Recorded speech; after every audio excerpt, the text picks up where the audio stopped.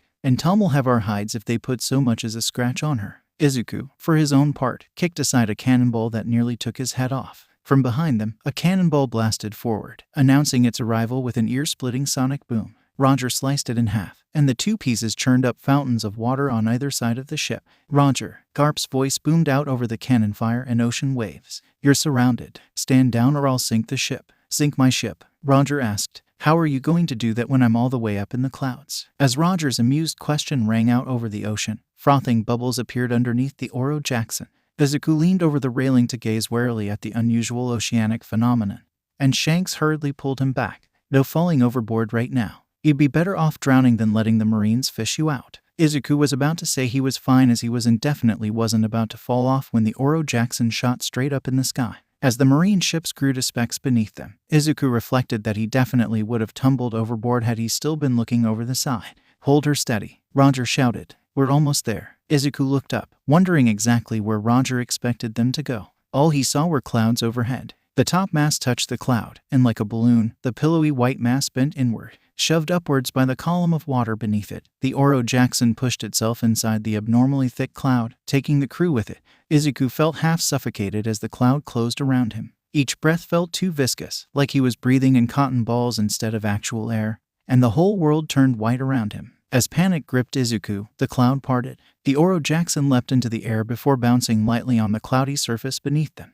On shaky legs, Izuku peered over the side and gazed in wonder at the sight below them. "Jumping in?" Buggy asked. "You do realize that you could fall right through, right?" "The ship isn't," Shanks pointed out. "Probably safe to swim in it." While they were debating the fluid dynamics of the cloud ocean, Luffy had already jumped in. He scooped a big wad of cloud into his mouth and spat it out. "Blee, this cotton candy tastes gross." "That's not cotton candy, you moron," Buggy shouted back. "Hey Buggy," Izuku asked. "What? Are we in a whirlpool? Did 𝗏 hit you in the head too?" "No, we're not in a whirlpool." "Oh, then why is the ship spinning?" Before Buggy could answer, Izuku leaned over the railing, pitched forward, and landed on a bed of clouds. The bed he woke up on felt considerably stiffer. Every muscle in his body ached as he leaned up. "What happened?" Izuku asked, blinking sleep out of his eyes. "What happened is that you were a goddamn idiot. That's what." Crocus snapped at him. He plonked a metal tray in front of him with 5 dented bullets. "You're lucky none of these dug in deep enough to hit something important. A little deeper and I'd have been digging one of these out of your liver. Otherwise, you came out of that fine. Just passed out from cloud sickness." "Cloud sickness?" Izuku asked. "Dizziness and nausea from the increased elevation. It'll pass on its own, but be careful of more dizzy spells. Last thing we need is you falling overboard again." The door to Crocus' room swung open. Shanks looked grim as he peered inside. "Izuku's up. He needs a few minutes," Crocus said defensively. "Just woke up, and his body still needs to adjust." Roger said to get him now. Crocus sighed and stretched his back. "If I find out all that work I put into digging out those bullets goes to waste, I'll ram them down his throat. The captain's eaten stranger things." Shanks lent Izuku a shoulder and helped him stumble out of the room. "As far as I'm concerned, we're even," Shanks said. "I don't know what you did or why you did it, but you took bullets for me, and I won't forget that." "Did what?" Izuku asked, confused. "What did I do wrong?" Shanks gave him a puzzled look. Do they not have Marines where you come from? We have heroes, Izuku said, but I'm not sure they're the same anymore. What are they like? Izuku was halfway through recounting All Might's first appearance when they arrived at Roger's study at the bow of the ship. Shanks held the door open for Izuku and closed it the moment he went through. Izuku gave a hesitant look back at the closed door, with Shanks still behind it, before turning back to the room. Maps littered the walls, studded with metal pins that charted a winding voyage across scattered islands. More books and bundles of parchment were jammed into weathered bookshelves. One wall held a rack of swords, each sharpened and polished until they cut the light that glinted off of them. Roger sat behind a massive wooden desk, grumbling as he wrote with a feather quill. Rayleigh leaned over his shoulder, pointed at something he wrote, and said, "You forgot to carry the 5." Roger swore under his breath and grumpily scribbled out his work. Then he sighed and set it aside. "Why are you making me do these, Rayleigh? You know I'm terrible with numbers, and I'm terrible with getting shot up into the sky without any warning. But we all can't have what we're good with, can we? If you can't handle a rough patch of seas, then maybe I need a new first mate." Rayleigh snorted. "If you can find someone who can handle you, they're welcome to it. Until then, you're stuck with me." Roger flicked the discarded parchment onto the floor and brought his gaze up to Izuku. His whole body froze up from the intensity of that gaze. "So," Roger let his voice trail off, letting the moment stretch out. Izuku felt himself twitch in the growing silence. "So," Izuku echoed back. Roger rolled his eyes. "Why did you tell Garp where we were docked?" Izuku felt his stomach plummet back to the watery sea and sink to the bottom. "He said you guys were dangerous, that you were going to destroy the world government." Rayleigh gave Roger a pointed look. Roger sighed and asked, "Do you know what the world government does, boy?" Izuku grimaced. "I don't," Roger told him. Izuku felt ready to throw up after hearing about the slaves the Tenryubito kept, and Roger was just getting warmed up. Buster calls, the cipher poles and their missions, Eni's lobby and their warped justice, impel down, the twisted entertainment of the 𝗳𝗱𝗏 archipelago. Roger wove a tapestry of the world government's misdeeds that left Izuku pale and trembling at the mention of them. "I didn't know," Izuku said breathlessly. How can? Why hasn't anyone done anything? The ones that try tend to wind up and impel down," Roger said mirthlessly. "As for myself, I could bring everything down, but what would be built back in its place? No, it can't be brought down by one person. Everyone needs to unite against it, and the time isn't right for that just yet." Izuku sat in disturbed silence until he remembered why he was brought into Roger's study in the first place. Keeping his eyes downcast, he said, "I'm sorry for telling them. I didn't know." "I'm glad you did." Izuku's eyes shot up. "What? Why? I haven't laughed that hard in years. Luffy is Garp's grandson, and he's spouting off about becoming king of the pirates. I wish I could be there to rub it in his face." "So, you're not mad?" Roger mulled it over. "Well, you were never part of the crew, so you didn't exactly betray us, and you helped Shanks and Buggy escape, so as far as I'm concerned, you did good. Maybe let me know ahead of time when you send Garp after us so I can sharpen my swords first?" "All right." With a soft chuckle, Roger rose from his chair, patted Izuku's shoulder, and strode out of his study. Izuku let out a relieved sigh, and froze when Rayleigh's shadow fell over him. "Roger might be nice enough to brush this off, but my kindness has limits." Rayleigh's voice cut as sharp as his sword. "Do it again, and you're off this ship." "Got it." Izuku shivered. Rayleigh never specified if they'd make port first or not. "I won't," he said, voice firm. Rayleigh looked him over. "Good." Rayleigh started for the door, but stopped and looked back. "Is it really different where you're from?" "It is. Everyone is free." "And what does being free mean, exactly?" "You can't have a government without laws, after all." Rayleigh's question hung in the air, and Izuku couldn't find an answer. Shanks had left when Izuku made his way out of the room, but he barely made it up to the deck when Shanks wrapped an arm around him. "Still alive, Midoriya?" Shanks asked. "Thought Rayleigh would chew you up and spit out chunks of broccoli." Buggy said. "You need to work on your jokes." Luffy scratched his head. "Midoriya's made out of broccoli. Blee. No wonder why he keeps trying to get in the water." Izuku felt his brain hurting trying to follow Luffy's logic. Smiling to himself, he looked at each of them in turn. They were all pirates. They had wanted posters. In his world, they'd have been called villains. Something still recoiled in his gut at the thought of their presence, at the pressure on his shoulders where Shanks squeezed him and the sight of Buggy's knives glinting in the sunlight. But, for all the months he had spent on the Oro Jackson, they might have put him through hell, sent him out to fight other pirates or run through a booby-trapped, Garp bear-infested jungle, but they never tried to hurt him or May. "You know," Izuku said, "that's kinda offensive to people who are actually made out of broccoli." Buggy's jaw fell. People like that exist. Izuku was halfway through the finer points of comparing emitter and mutation quirks when he ran across May struggling to carry a stack of boxes. As she toppled sideways, Izuku sprinted over to her and caught everything. "Are you all right?" May gasped for breath as she sat down on the deck. Her shirt was soaked through with sweat, and her hair clung limply to her head. She looked shakily up at him and asked, "How do you do it?" "Do what?" "Get stronger." Izuku knelt next to her, shifting the boxes onto one arm. "What do you mean? Is there something you're trying to make that needs some upper body strength? I could handle it for you." Mei shook her head and gave a pointed look at the ease with which Izuku carried her load. "You almost died because of me." Izuku set the boxes down. "What are you talking about?" "Those bullets. What if one hit you in the head? Or went through your neck?" Tears ran down Mei's face. "What if you died because I was too weak to protect myself?" "I'll get strong enough to protect both of us," Izuku said.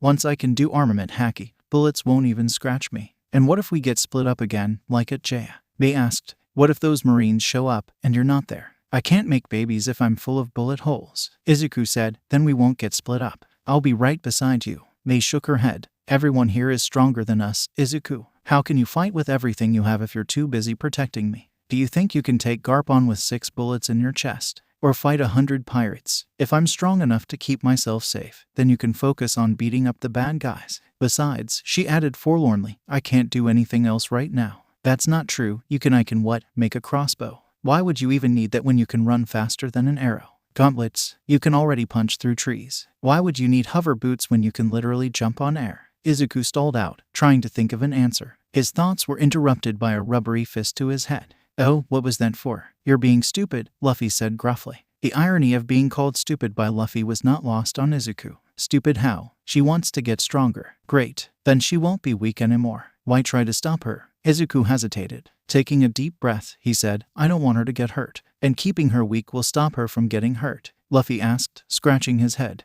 "That doesn't make any sense. Weak people get hurt more. Strong people get hurt less. That's how it works." As simple as Luffy's logic was, Izuku could find no fault in it. With a shaky sigh, Izuku took the boxes and said, "We're going to need more weight than this." Mei's relief quickly turned to horror as Izuku loaded twice as many boxes onto her arms. Wheezing out each word, Mei asked, "Isn't this too much? You won't get stronger if you don't push your limits. Every time your body wants to stop, take one more step." Mei's foot rose into the air. It wobbled, then slammed straight down. The tower of boxes in Mei's arms wobbled. Then one box slid over and the whole stack tipped over. Mei collapsed as the boxes fell around her. "I don't understand," Mei panted. "Why can't I do it?" "You just need to push a little harder," Izuku said. "Give it everything. Don't stop. Just keep going." And Izuku stopped as a hand fell on his shoulder. Rayleigh gave him a pat and said, "Not everyone has the drive to do it like you did," Rayleigh said. "Most people need to take it slow and steady." Rayleigh took 2 boxes and said, "Why don't you carry these around for a while? You won't get strong overnight, but you'll get there if you work at it." Mei nodded gratefully and stumbled off with her lighter load. Rayleigh gave a scornful look at the rest of the scattered crates and told Izuku, "Why don't you put these all back? I'm sure you could handle all these with one arm." Izuku shrugged and hefted them all. When he set them down in the storeroom, he caught a whiff of dirt. Curious, Izuku pried open a crate and found a mass of loamy soil inside. "Dirt?" Izuku asked. "Why are we shipping dirt?" Shaking his head at the cargo, Izuku returned to the top deck. Mei ran sprints from port to starboard, and Luffy ran the same with barrels strapped to his back. As he reached the bow, he got treated to a glorious vista of clouds shaped into buildings, arranged in the shape of a humble village turned gold from sunlight. "People live up here?" Izuku asked. "Sure do." Roger stood behind him, looking at the sky island with a wide grin. "What kind of food do you think they got up here?" Before Izuku could answer, the ship lurched to a stop, beaching itself against the denser cloud that formed its shoreline. Izuku pinwheeled his arms, nearly pitching forward, before Luffy's arm reached over and caught him. Quit falling off. That was as far as Luffy got before his stretchy arm yanked Izuku backwards, slinging him across the deck and off the stern. Izuku kicked back to the surface and sent Luffy a stern glare. "I wasn't going to fall off." Luffy scratched his head. "But you did. Because you, ugh, never mind." By the time Izuku swam to shore, a small crowd surrounded the vessel. The islanders sported feathery wings sprouting out of their backs, and their bodies, lean and light, swayed with the wind. Their curiosity turned to excitement the moment Roger cracked open one of their crates. They raced back to their homes and returned with baskets stuffed with exotic produce and seashells. When one of said seashells produced a plume of flame, Mei instantly sprinted over there. "What kind of flame is that? And where did you store the fuel? How did you get such a controlled stream of fire from a large aperture?" "Fuel?" the Shannarin asked. "This is a flame dial. It absorbs heat and can re-release it as a burst of fire." Sensing an interested customer, another Shannarin came forward, holding a large bundle. "I have quite the collection here." "Why, this one's a tone dial. It can record sounds and play them back later." Boring. "What else you got?" "Well, this here is an impact dial. It absorbs force and releases it all at once." The Shannarin pointed it at a cloud. With the press of a button, white foam blasted apart, leaving a crater in the floating ground. I'd be happy to part with my finest dials in exchange for an equitable weight of earth. Do you have anything stronger? May asked, eyes alight. Well, the 𝗓𝗨 hesitated, then dug out another dial. These are reject dials. They're much stronger, but I'll take them. Well, wait, they how much? 1 crate, 2 crates. Hey Izuku, can you go back down and get some more dirt? Do you think we can bring an entire island up here? Every head swiveled towards them. Izuku chuckled nervously and said, May, I know I'm getting stronger, but I definitely can't carry an entire island. Bummer, could you maybe manage half an island? Miss, the 𝗓𝗨 cut in. Impact dials would break your arm. They are very dangerous. Break my arm how? Does it emit a subsonic pulse that resonates with the skeletal structure of an arm? Warp space around it. Grow arms and snap anything touching it in two. No. Impact dials release many times more force than they absorb, but the knockback from them, that's easy. Gimme. Before the 𝗓𝗨 could protest, May swiped 2 of his dials and ran back to the ship. While Izuku apologized and asked Roger if he'd be willing to pay for a few dials, May returned wearing a glove. Metal rods were jammed through it, and the impact dial poked out one end. May held out her hand. Izuku, charge it up. You sure about this? Absolutely. Izuku threw a punch. He expected it to hurt, like punching a brick wall, but instead, it felt as though he pushed against an intangible blob, forcing his arm to stop without offering any resistance. The gauntlet clicked, and May turned towards Luffy. Hey, want to test my new baby? Luffy scratched his head. Babies. Gramps told me I shouldn't make those until I'm older. A lot older. I'll give you meat. Deal. May pressed the button. The 𝗓𝗨 went pale and said, Wait, your arm, it'll a violent, concussive blast of wind burst from the gauntlet. Luffy went flying with a loud yell that Dopplered off in the distance. As the boom from the gauntlet faded to an echo, silence fell over the gathered group. Your arm, the 𝗓𝗨 shakily said. Is it? The gauntlet clicked in word. The reject dial turned around. May pressed another button, and the gauntlet clicked a second time. And now it's recharged, May said brightly. Anyone else want to test it? The 𝗓𝗨 spluttered. How did you do that? May peeled back the leather gauntlet, revealing an impact dial underneath. This one absorbs force too, so I put it under the reject dial. Then, after the reject dial's empty and this one is full, I can turn around the reject dial and recharge it with the impact dial. Izuku scratched his head. Doesn't that violate the law of conservation of energy? Absolutely. And you know what? We're pirates. The laws can go fuck themselves. Izuku facepalmed, while May's words drew worried mutters from the 𝗓𝗨. While she haggled for more dials, Luffy came crashing into the crater the impact dial had made. Meat. Where is it? At dinner. Grumbling angrily to himself, Luffy wandered off in search of meat. As the Roger pirates browsed the wares the 𝗓𝗨s brought out, Izuku joined them. The produce looked alien to him. Some fruits ballooned out to ludicrous proportions. Others had a wispy, ephemeral appearance that made them look as though they would float away with the slightest breeze. What caught his eye, though, was a sleek vehicle floating in the cloud sea. Resembling a love child between a jet ski and a scooter, the craft had dials welded to the back and sides. A connoisseur of homebrew engineering, Izuku appreciated the simpler design and wondered how May would make a similar craft. The waver catcher fancy, lad. A tall, shirtless 𝗓𝗨 gave the waver an affectionate pat. She might have trouble on your ocean down below, but a bit of fine-tuning with the dials should fix that, if you're interested. How does it work? The 𝗓𝗨 grinned. Want to give it a test run? Just remember, you break it, you buy it. Suddenly paranoid of breaking the machine, as he was all too used to breaking May's prototypes, Izuku backed away from the vehicle and said, That's okay. I don't have anything to trade anyways. Roger, however, gave him an encouraging pat from behind and said, live a little, Midoriya. I brought up plenty of dirt. Feeling no less wary of the spindly vehicle, Izuku clambered aboard. The craft sank into the cloud sea as he settled his weight. The mechanic reached over and put Izuku's hands on the 2 handlebars on either side. Each throttle controls the dials on the left and right. How do I stop this thing? Izuku asked, not seeing another button or lever anywhere. The man simply laughed at him and walked off. Unnerved, Izuku decided to get off, only for Buggy's hands to float over and squeeze down. Over his own screaming, Izuku heard Buggy's laughter recede behind him as the waver shot forward like an arrow. Clouds churned up in wavy columns on either side of him, and the craft hovered smoothly despite plowing through cottony waves. Once Izuku pried Buggy's hands off the bars, he saw the edge of the cloud sea drop before him, heart hammering in his chest.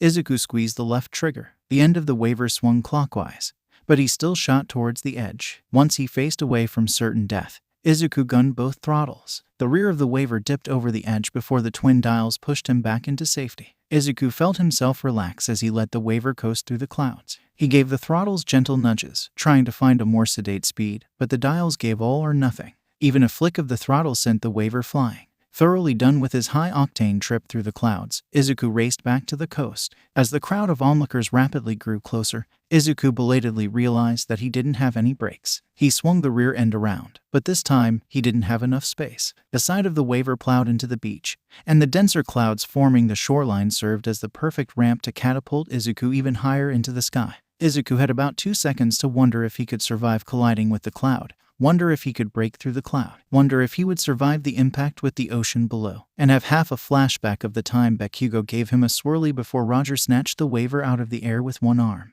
Great, looks like you got the hang of it, but maybe work on your landing next time, eh? Next time? Izuku asked. I'm not getting back on that thing even if it kills me. Roger simply grinned at him. I'll be taking the ship over to the next Cloud Island. There's something I need to pick up here. You stay here with Shanks and Buggy, go sightseeing, have fun or whatever you kids do these days. Try not to let too much of the island burn down while I'm gone, alright. Izuku, still half numb from his waver ride, nodded and watched Roger leap aboard the Oro Jackson. It was only when the ship had nearly sailed out of sight that Izuku realized that the DeLorean was still in their cargo hold.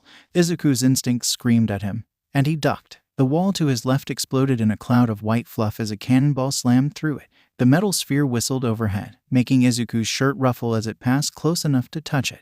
Izuku kept running. Around him, Shannon screamed and ran for their lives as pirates stormed the village and took everything they could find. There was nothing on fire, as one would expect in a village made entirely out of jellified water vapor, but the attacking pirates quickly learned that they can sweep entire houses aside with a single swing of the flat side of their axes and swords. Warped clouds, the remnants of buildings twisted like a Dali painting, drifted overhead, and the smell of water vapor hung heavy in the air. It had all started with a single rowboat. It had floated up and over the edge of the cloud sea, bristling with weapons and pirates. The panic began when 10 rose over the horizon, followed by a massive floating galleon. With a gold-plated hull and row after row of cannons, its sails stretched on all sides to catch the airstream. That galleon lingered on the edge of the cloud sea, occasionally firing cannonballs at stray buildings or fleeing Shanarans, while more rowboats floated towards land. Out of the corner of his eye, Izuku saw a Shanaran cowering against a wall as 4 pirates closed in on him. Breaking off his path, Izuku leapt, stomping the first man into a second, and catching the third in the jaw with a right hook. The fourth swung at him, and Izuku nimbly leaned aside, letting the blade shave hairs off his forearm. His arm shot forward, and the pirate took the punch with a grunt. Not bad, kid, but I can still smell the green on you. I'll show you how a real pirate throws a punch. The pirate's fist flashed out, but froze. A feint. Izuku flashed aside as the pirate's sword crashed down where he had stood, kicking up a plume of clouds. While the pirate was blinded, Izuku's foot lashed out, sweeping the man's legs out from under him. He was about to stomp on the man's head when someone grabbed him from behind, catching both arms under the armpits. I got him. The pirate holding Izuku shouted. Hurry up. Nice work. The other pirate stood up and grabbed his sword. As the pirate stabbed it forward, Izuku leapt up, bending his body to pull his chest out of the sword's path. As the pirate stumbled, caught off guard by the lack of resistance, Izuku wrapped his legs around the man's neck and pulled him forward. The pirate behind him groaned, and the grip on his arms slackened. Izuku pushed himself off the man, settling his weight onto the other pirate, and squeezed. The pirate fell to the ground and wheezed for air. Hands feebly beat at Izuku's legs before the pirate's eyes rolled up in his head. Panting and rubbing his shoulders, Izuku turned to the other pirates he had knocked down. Luffy sat on top of one, sporting a massive bump on his head and swollen cheeks, while the other groaned at his feet. Nice work, he said. Thanks. Izuku looked down at the pirate with the sword still in his chest. He wasn't moving. Izuku felt sick to his stomach, but he shook himself and asked, Where's May? Luffy shrugged, swearing under his breath. Izuku left the shaking Shanaran behind and dove into the fray. Anytime enemy pirates tried to confront him, Izuku flashed past. Within minutes, he drank in air by the lungful and his legs felt flimsier than the clouds around him. May, Izuku shouted, knowing full well she would never hear him over the raucous laughter and frightened screams that tumble across the clouds. As he ran, he almost missed the gray blur hurtling towards his face. He tensed up his arm and punched. A tremor ran through his bones, and the skin on his hand felt aflame as the rough metal rubbed it raw, but a ponderous crack rang from the metal as it splintered against his fist. Izuku stopped and gawked at the shattered cannonball piece at his feet. Then he looked back at the ship that had fired it. As he watched, an entire broadside went off, and every cannonball hurtled towards him. With a yelp, Izuku soared away, and the cloud behind him disappeared in a white plume. He looked around and saw a knot of pirates locked in combat. Izuku struck them from behind, twisting one gun aside so it shot another pirate in the back. ramming his fist into a woman's throat, sidestepping a thrust knife and twisting the man's wrist until it snapped. Izuku sank into the bristling wall of pirates until he emerged in the center. Shanks sported a gash over his left eye, and his own blades dripped with blood, while Buggy had 2 black eyes and a twisted dagger. "Watch yourself," Shanks said between pants. "At least one of them has a devil fruit." A woman with curly hair sauntered forward. "Yes, the twist fruit. I'm a twist girl." With a mocking chuckle, she added, "Hope you boys don't get your panties in a twist." "Joke's on you," Shanks said. "I always go commando." Shanks' sword slashed forward. The woman's body twisted around the blade's path. She reached out and touched the sword. The metal started curling in on itself, until Shanks coated the blade with haki. "Damn," Shanks said, holding up the bent sword. "I like that one." Izuku hastily backed away. His mind ran in circles as it tried to dissect her quirk. Did it only work on inanimate objects, or could it affect people too? It worked on herself, so it stood to reason she could do others as well. Requires tactile contact. Does it have to be fingertips, or the whole hand? So engrossed in his thinking, Izuku didn't notice the axe crashing towards him. His muttering didn't even pause as he leaned sideways. As the axe came in for a second swing, Izuku's arm shot up. The man's nose snapped as the punch caved his face in. The twist girl lunged for Izuku. Startled out of his thoughts, Izuku hopped backwards. The woman's arms looped around, and Izuku had to jump through hoops to avoid getting swept off his feet. Sweat trickled down Izuku's head as the woman's hands came closer and closer to touching him. He darted through an opening, ready to punch her, but a glimmer in her eye made Izuku reconsider. He swiped a finger across his cheek and watched in horror as it bent backwards. He could still bend it, and it didn't hurt, but he couldn't close a fist anymore. "Buggy, could I borrow a knife?" "Screw you, get your own." Shanks tossed him a blade. "Fine, you can have the bent one." Izuku shrugged at the twisted weapon. "Thanks, I'll let you know if I think of something." He racked his brain for any weaknesses in the woman's form. He noticed that her body, the cloud she touched, and any weapons used against her all twisted away from her body, but that only meant that nothing there could touch her. Anything already twisted could be retwisted in different directions. Every plan he came up with failed, from trying to anticipate how she would twist, to trying to use the twist against her. Then he saw a cloud curl away from her and rub against her other arm. Armed with this new knowledge, Izuku lunged forward. The tip scraped against one arm, bending backwards, then jabbed point first into her leg. The twist woman cursed and whipped an arm at him. Izuku yelped and held the blade in the way. It curled up, hilt and all, until it turned into a useless lump. Izuku dropped it before the metal could close around his hand. "I've got it," Izuku shouted. "She can only twist objects one direction at a time." "Yeah, that's great," Buggy groused. "But could we maybe find a way to not get twisted up? You see my knives. They aren't cheap. Didn't you get those from some things cost more than money?" Buggy blurted over him. "Find some other weakness. I'm not letting her anywhere near my knives. And I kinda need my last sword," Shanks added. "So, then how are we supposed to hit her?" Izuku looked down at the twisted sword, but the way it had twisted itself into knots.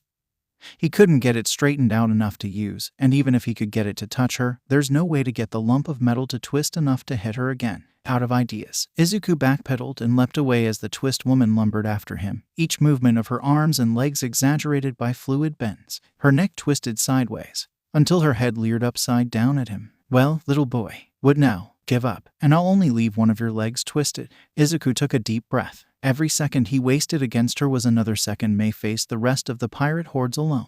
With a shout, Izuku threw a punch at the woman's arm. The twist woman, caught off guard, froze up. Izuku's arm bent backwards, bones and all. His flesh felt taut and numb, but he felt none of the pain he had gritted his teeth against. Still yelling, Izuku leaned forward, throwing all his weight behind his bent arm. His fist twisted and collided with her face. Teeth flew, and her jaw hung loosely as the pirate backed away. She pressed a hand to her jaw and twisted it back into place. "You crazy bastard," Buggy shouted. "Are you trying to get yourself killed? What if it stays like that forever?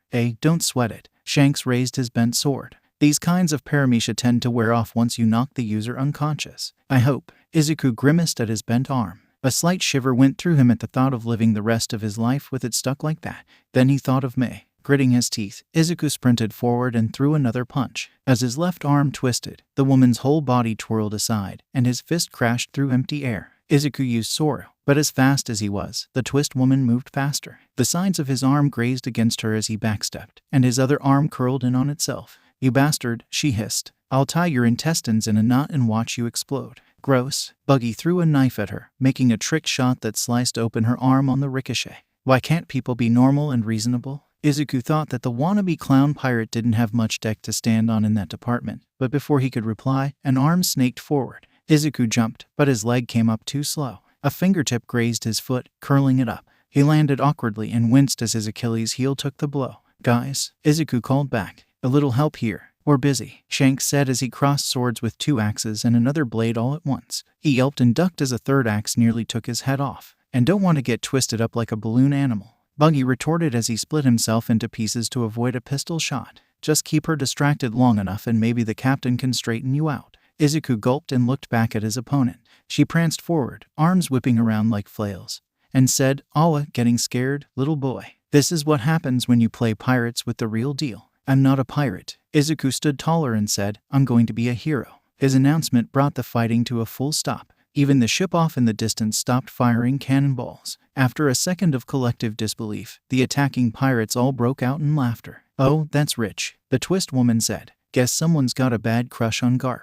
𝗵's no hero. I'll do better than him." The woman sneered at him and drew 2 whips. The leather cords rippled and cracked as they twisted in the air. "Hard to see how you'll do that when you're dead." Izuku yelped as the first whip flew blindingly fast at him. The leather lashed across his chest, slicing his shirt open and leaving a large red welt. Tiny droplets of blood oozed out across the wound. He felt the crack of leather on his skin and reflexively ducked, only to hear the whip crack overhead a second later. Another flick of pain graced his shoulder, and Izuku rolled aside, narrowly avoiding the whip as it slapped a hole in the ground. Izuku checked his shoulder. The shirt didn't have a tear in it, and tugging up the fabric showed that his skin was still unblemished. His distraction nearly cost him. He blinked at the stinging sensation on his ankles and hastily jumped when he caught the whip swinging low out of the corner of his eye. His left leg buckled under him when he landed on his Achilles heel again. "Got you now." A looping arm reached for him. Unable to leap away, Izuku shut his eyes and braced himself for what was about to come. When he felt nothing, he cautiously opened his eyes again.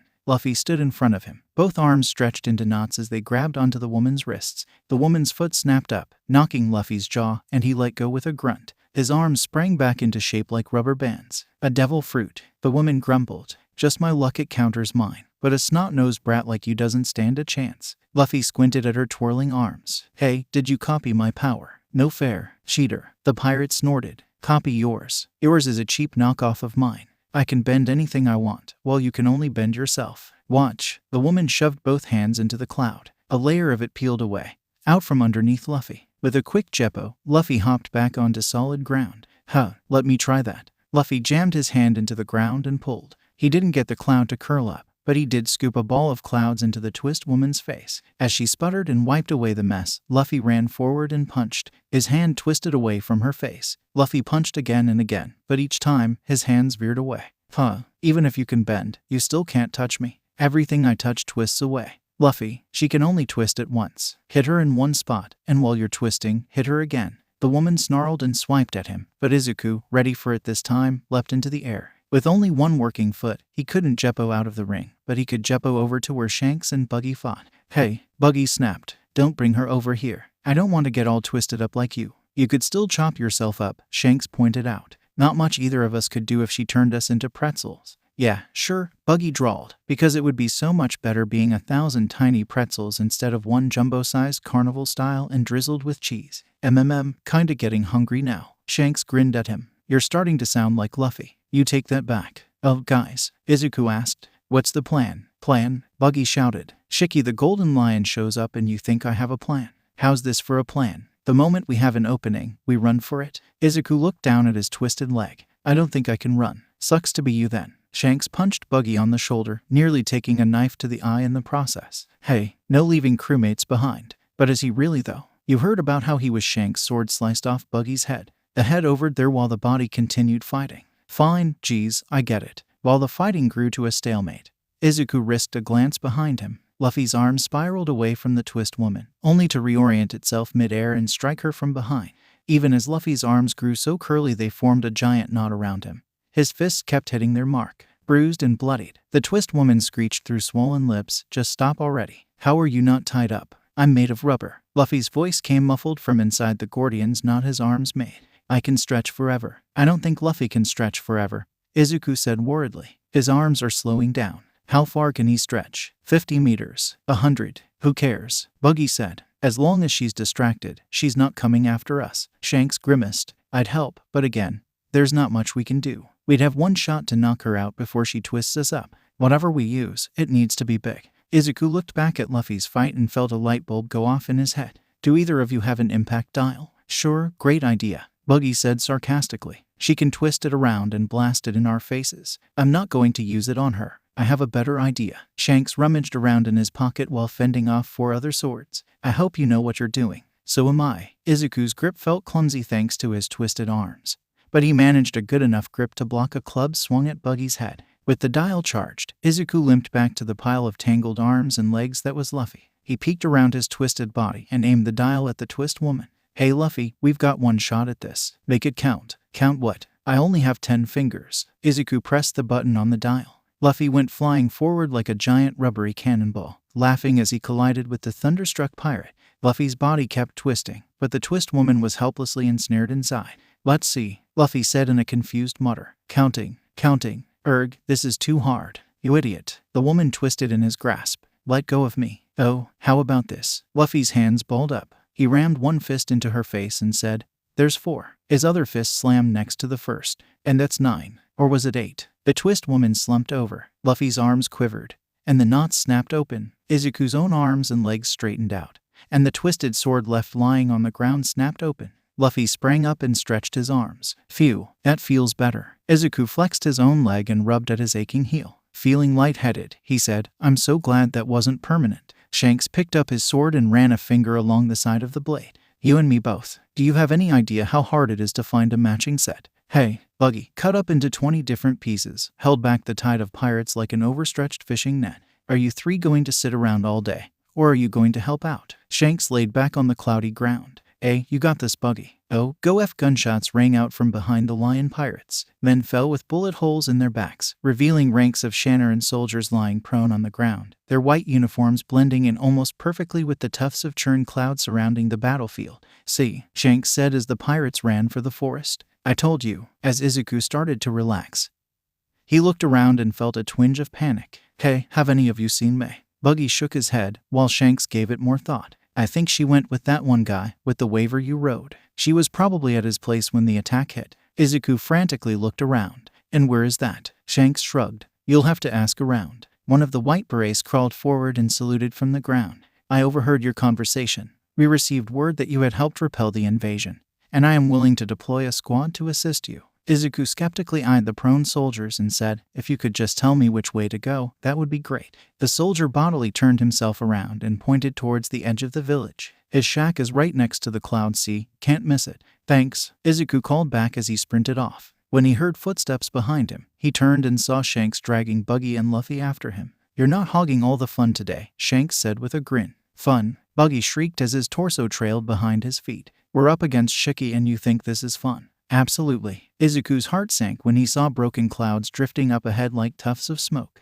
The hut at the edge of the cloud sea was a broken ruin, its pier smashed and the wavers left listing in the water. Izuku searched the ruins, hoping to find someone alive. All he found was a few spattered drops of blood and May's primitive hammer, its wooden handle crushed to splinters. Izuku, over there. Izuku ran out and looked to where Shanks was pointing. He half expected to see May, but he saw no sign of pink hair on the boat rowing down the river. If they took her anywhere, it's where they're all going, Shanks explained. Buggy snorted. You want us to go after Shiki? We barely made it out of that last scrap alive. No, thank you. Besides, look how fast that current is. We'd never catch them. We could catch them with a waver. Izuku checked the shattered docks. The wavers were all crushed. And though they still had their dials, he had no idea how to put together a waver. Izuku bitterly thought that if May had been there, she could have fixed them in no time flat. If we lose sight of that boat, we'll never find them, Shanks said. We need to get over there, fast. Ooh, Luffy raised his hand. I have an idea. Nope. Buggy backed away. I'm not listening to any idea that we can launch me over there. Buggy froze. With a grin, he said, I love that idea. Let's do it. Shanks grabbed Luffy's legs, while Buggy grabbed Luffy's arms and pulled him back.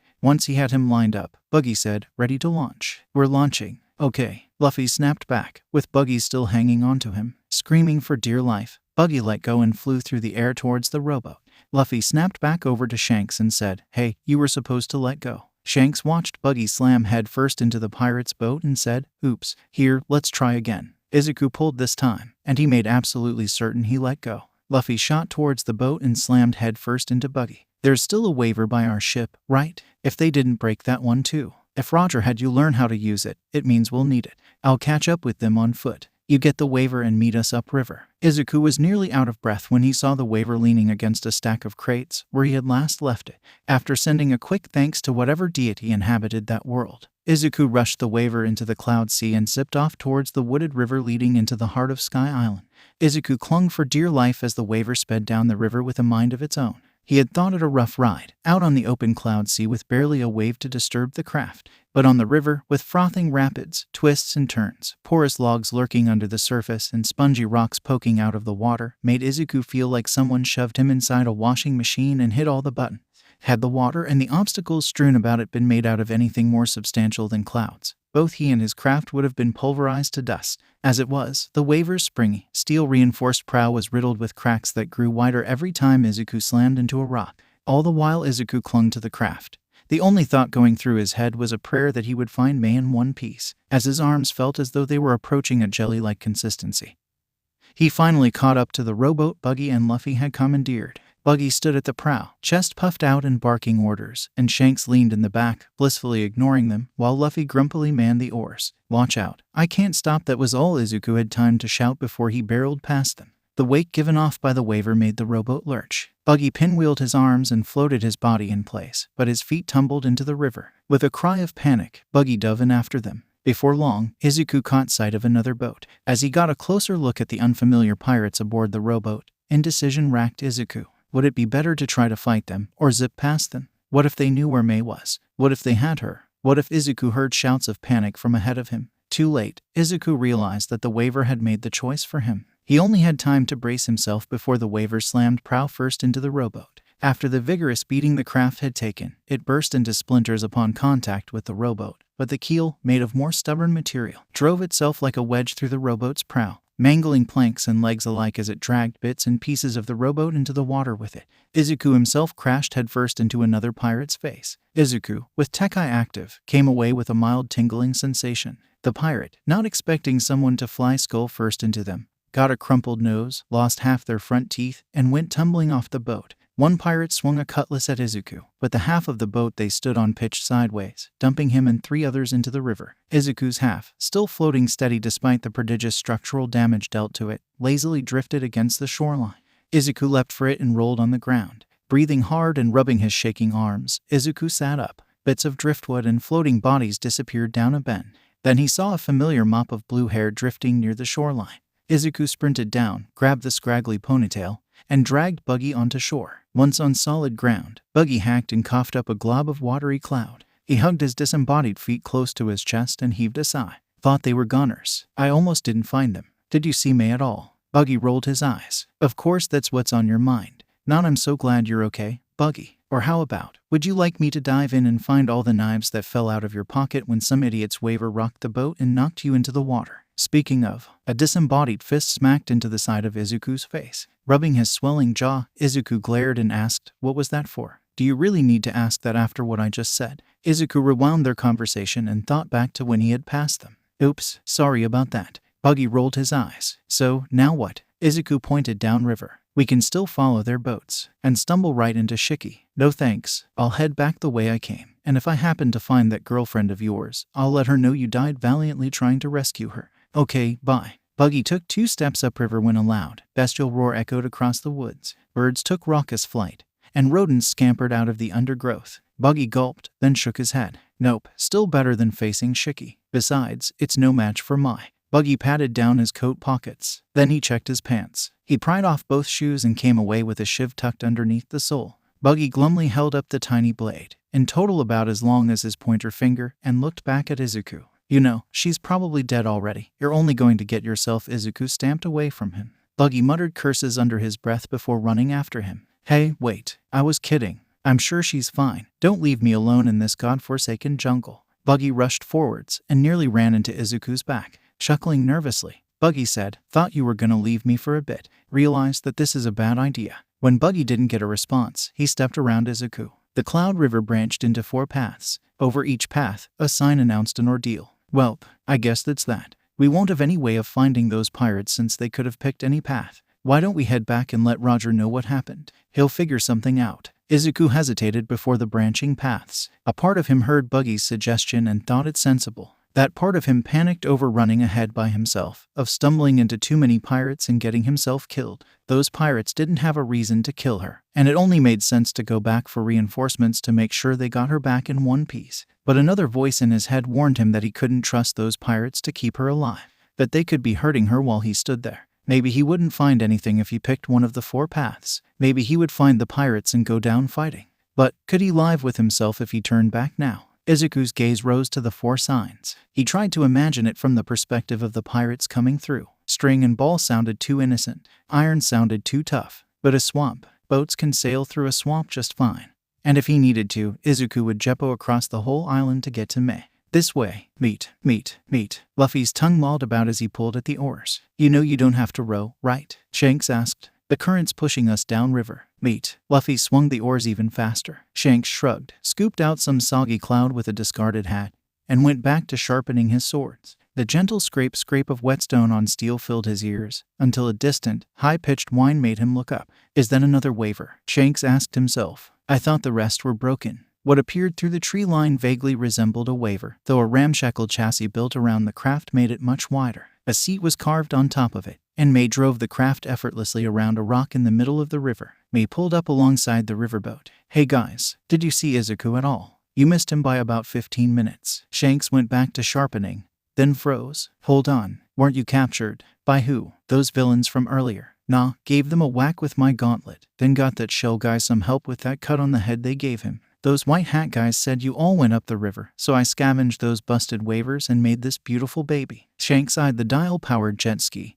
then looked back at the rowboat. A puddle grew at the bottom of the boat around a crack left when they had commandeered it. Shanks scooped out another hatful of cloud, then asked, got any room on that waiver of yours? Sure. Mei scooted forward and patted the back seat. I made enough room for Izuku, but I'm sure we can squeeze him in once we find him. Shanks took in the narrow seating and thought of himself sitting behind her, closely pressed against her back. Maybe I should sit in the front. Mei shrugged. Sure, hop on. Shanks stepped off the boat, nearly overturning it, and settled onto the jet ski. As Mei's arms reached around him, grabbing the handles at either side, Shanks realized this position came with its own problems. He could feel Mei's chest pressing into him. Stay strong, Shanks told himself as the jet ski sped down the river. You can get any girl in the next port. No need to poach Izuku's catch. They hit a snag in the river, and he felt Mei's generous assets squeeze against his muscled back. I can take Izuku. Clearing his throat, Shanks asked, so, you and Izuku? Yeah, are you, well, open to seeing other people? As long as they're not keeping me from working on my babies. I don't care how many people I see. No, I mean, wait, do you really not understand?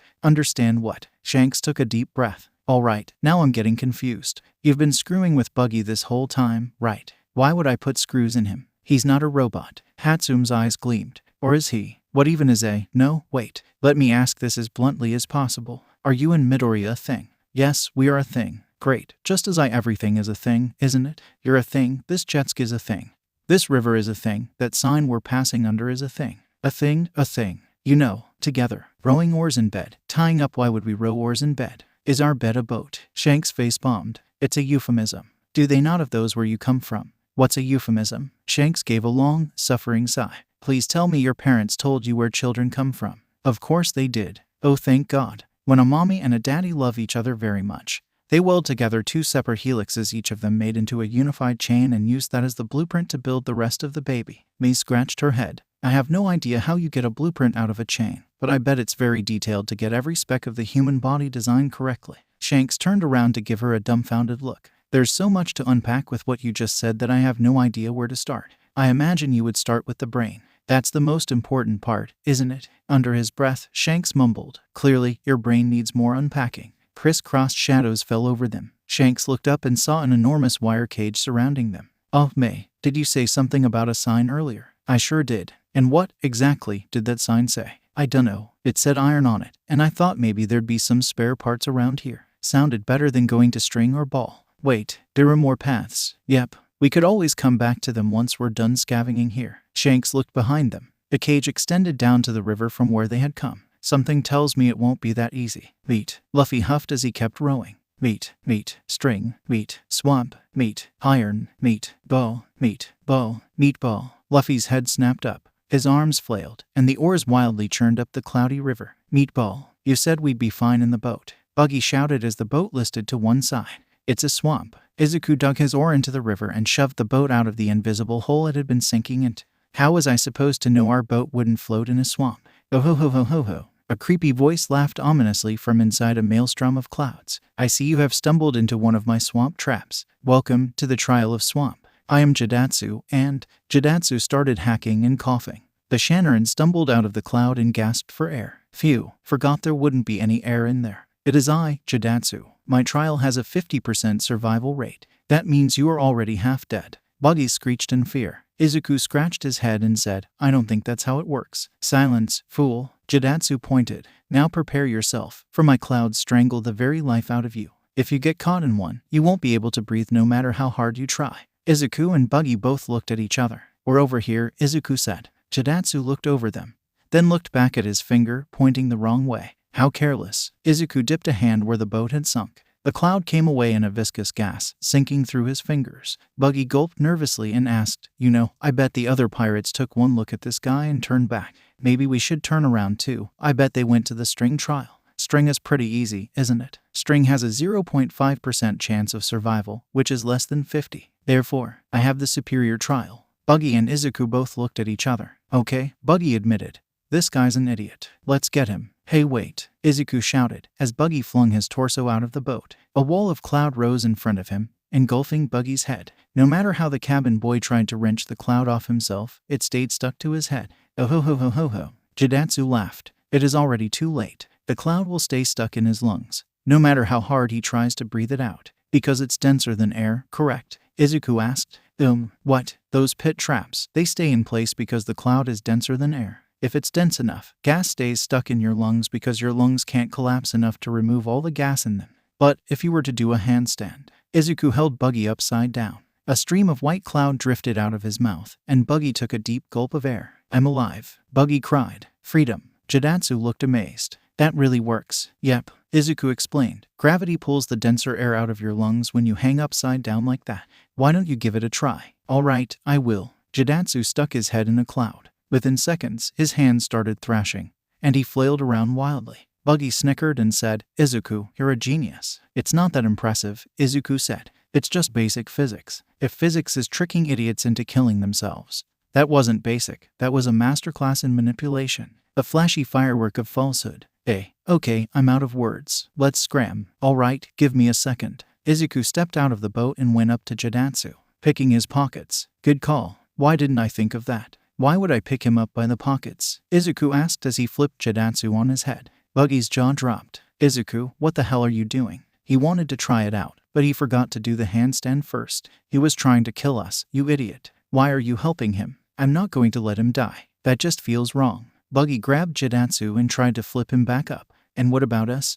Isn't it wrong to let us die too? There's got to be another way. Then at least wait until he's unconscious. He still might die if we do that. He needs to get all the air out now. And how is that our problem? 𝗳𝗏𝗧 gasped as the cloud ran out of his lungs. He collapsed on the ground and breathed heavily. All right, time to finish this. Buggy reached for a knife, only to realize they were still missing. Mother, thank you. 𝗳𝗏𝗧 gave Izuku a hug as tears spilled messily down his face. I thought I was a goner. How careless of me. Izuku hesitantly returned the hug. It was no problem really, and partly my fault. I really should have told you to do a handstand first so you wouldn't. I shouldn't have been so mean to you guys. 𝗳𝗏𝗧 blubbered over him. You two are so nice. I would just let you through. But I can't let anyone through until they beat the trial. Our god Ganful said so. How do we beat the trial? Izuku asked. By beating me, of course. Izuku asked. Couldn't you say that we did beat you? You needed our help, after all. 𝗳𝗏𝗧 gave Izuku a shocked expression. You're quite right. Then I, 𝗳𝗏𝗧, hereby declare that the two of you have passed the trial of swamp. You may continue on your journey. Thank you, but we were actually looking for somebody. Has anyone come this way? 𝗳𝗏𝗧 made a thinking noise as he put his hand over his eyes. The last time was. No, I think it was. Hey, where did you go? With his hand still covering his eyes, 𝗳𝗏𝗧 tried to look around. Izuku said, your hands over your eyes. Oh, what a silly mistake. And there were quite a few people that came through here. Which one were you looking for? Izuku's spirits lifted. Was any of them a girl with pink hair? Why, yes, about 10 years ago. Izuku's smile sank. I mean today. Did anyone come through here today? Oh, why didn't you say so? Exactly 0 people have come through here today. Izuku and Buggy both groaned. So, we need to go back. Heavens, no. If your friend survived the trial, These rivers all go to God's realm anyways. You will surely find her there, since mine is the hardest trial of all. Well, that's a relief. Could you show us the way through the swamp? Absolutely. Just follow me. Jidatsu took one step and promptly fell into a cloud. Izuku let out a sigh as he held him upside down again. Ooh, how do you get the metal to bend like that? Mei asked as she stuck her face far closer to the razor-sharp, bending stretch of cloud than she should have. And how does it retain its hardness? It's not even bending a little when Red Hair smacks his sword at it. Mei, Shanks said through gritted teeth, mind getting out of the way. This guy's, whoa, not a joke. Sure, gimme a minute. I just need to grab a sample of this if I can. Mei tried to scoop off a piece of the cloud, but it vanished the moment she got a clump of it to separate. Darn, it must be tied to the dial somehow. Do you mind? 𝗳𝗏 asked. We're in the middle of a duel. Actually, Shanks said. Why don't you ask him more about it? Get in real close, have a nice conversation. Ooh, a great idea. 𝗏𝗧𝗵 strode up to 𝗳𝗏, who anxiously backed away from the maniacally grinning girl approaching him. You're using 2 dials in tandem, right? Which ones, and how do you get the 2 effects to stack together? I've been using 2 dials as well, but I'm not really combining them, just using them together. 𝗳𝗏 frantically wove his eyes and whip around Mei to block Shanks' stab around Mei's neck. Miss, if you're not going to fight in the trial, then please back away. I will kill you if I have to. It is my duty as the guardian of God's domain, and I will not fail. But I'm not here for that trial what's-it thingy. I'm here for the iron. So you are here for the trial. Are you deaf? I just said I'm not here for that. So, how do I get some? Are you giving away dials, or do I just get some of that cloud? You want my dials? 𝗳𝗏 asked, veins popping on his forehead. Beat the trial, and you can have them. Really? Okay. 𝗳𝗏 blanched and tried to raise his eyes and whip, but Mei was already well into his personal space. She simply raised her right hand, pointed the reject dial at him, and pushed a button. With a deafening roar, 𝗳𝗏 went flying across the cage of iron cloud, slamming into the far wall and collapsing in a heap on the ground. His dog wholly ran over and started chest compressions on the unconscious priest. Once Shanks and Mei made their way over, 𝗳𝗏 coughed and weakly sat up. His sunglasses were cracked, and his green tank top had a huge rip down the back. I failed in my duty to kill all who trespass upon God's domain. Yeah, sorry about the whole trespass thing, Shanks said as he sheathed his swords. We're just looking for our friends. You didn't happen to see anyone else, did you? No, if they went down the other paths, they will no doubt reach God's domain as well. Simply follow the river and you will reach him. Great, thanks. Shanks turned away, but Mei remained standing before the fallen priest. 𝗳𝗏 looked up at her and asked, are you going to finish me off? It is only natural, given human nature. You have bested me. I am ready. Mei held out her hand. 𝗳𝗏 stared at it, confused. He reached out for it, but Mei pulled her hand away. The dials? Mei asked. 𝗳𝗏 stared at her in disbelief. Then, with a sigh, he handed over his eyes and whip.